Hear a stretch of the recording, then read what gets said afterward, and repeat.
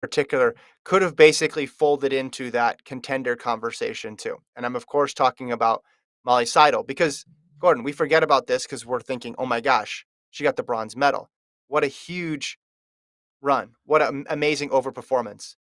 Do you remember how far behind she was from Jip Chirchir? I do not. How far?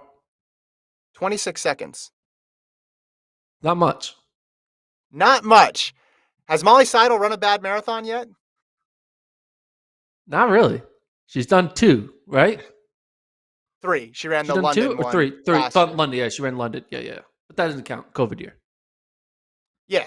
But she ran well But there. she's she's been pretty good at the marathon every single time she goes out.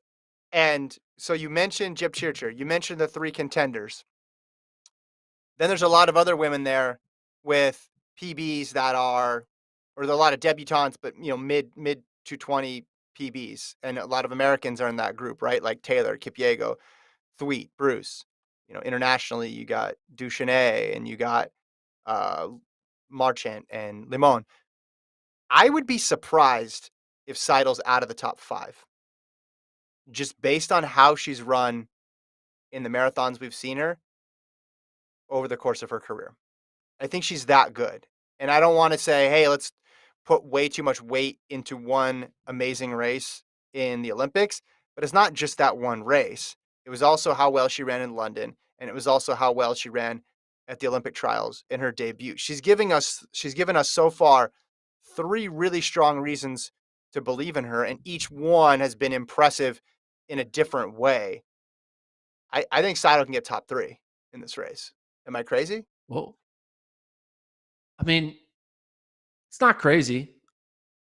You mean the odds of you could argue there's only really four legitimate um, international athletes. So the odds of one of them falling apart and then Seidel being the top American, you could totally see that situation happening. And once again, Molly has beaten people with extremely better PRs than her at the Olympics. So it's not like she's out of their league because she can straight up beat them on any given day. She beat Yes. people with faster PBs at the Olympic trials. She's beaten people with faster PBs at the Olympics. Why can't she do it also at New York City? And PBs aren't going to be really a factor at New York City. New York City's not a PBing type town. So, like, Down. enjoy your 219 PR, but like you're not running 219 in New York. So there's kind of like a level playing field. Judson Cake commented on our in our YouTube stream. He said, "No reason if weather is good, Molly can't PB. 33 degrees in Maine this morning. Nice running weather. Hopefully, wind isn't a factor. Heat shouldn't be."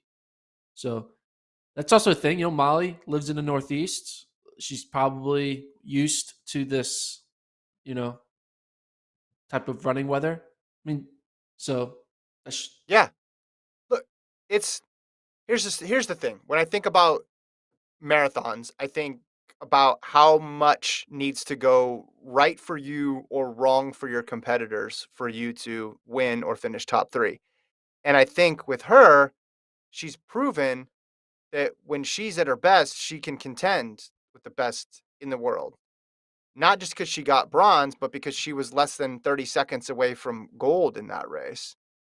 She was only 10 seconds back of silver. That was not a fluke. So I don't think it needs to be even a crazy outcome or there needs to be weird things with the weather for her to do well. Will that help her? Could that help her? Obviously, yeah. That could be another thing that gives her a leg up, an advantage. I just think if we were forecasting this thing and you were slotting in based on performances where they would finish, I think a lot of people would have her in a what?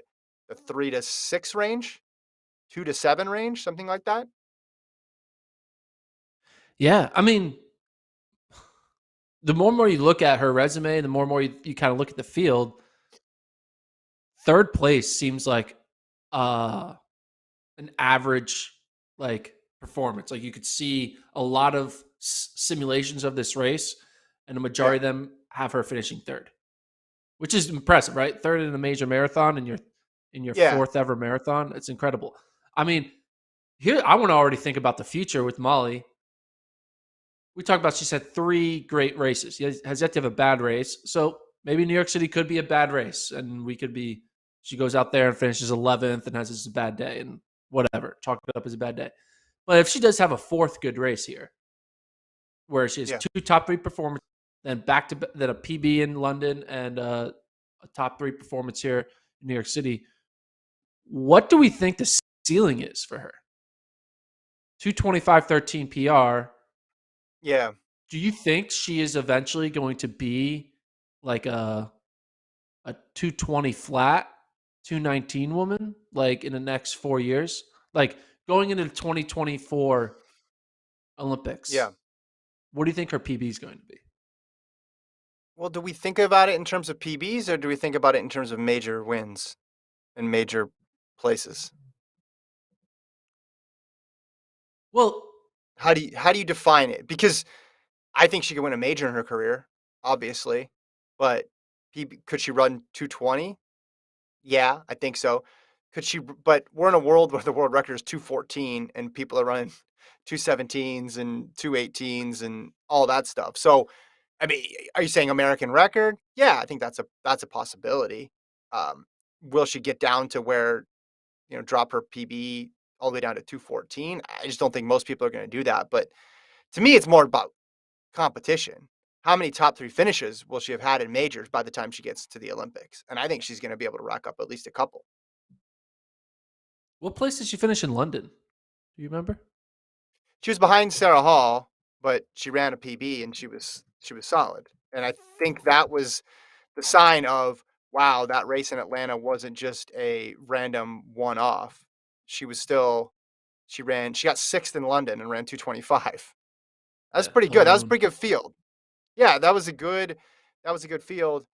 It went Koskai, Hall, Chepnegich, Bekele, um, in that first 4. Now Kosgai ran 218, so she was 7 minutes back. But I think we saw at the Olympics how she's going to succeed in this race, and it's similar to how Meb and Des Linden have succeeded, and Shalane Flanagan for that matter.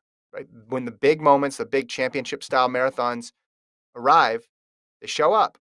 And the PR doesn't need to be the same as everybody else because the PR doesn't really matter once you get out there on those championship races.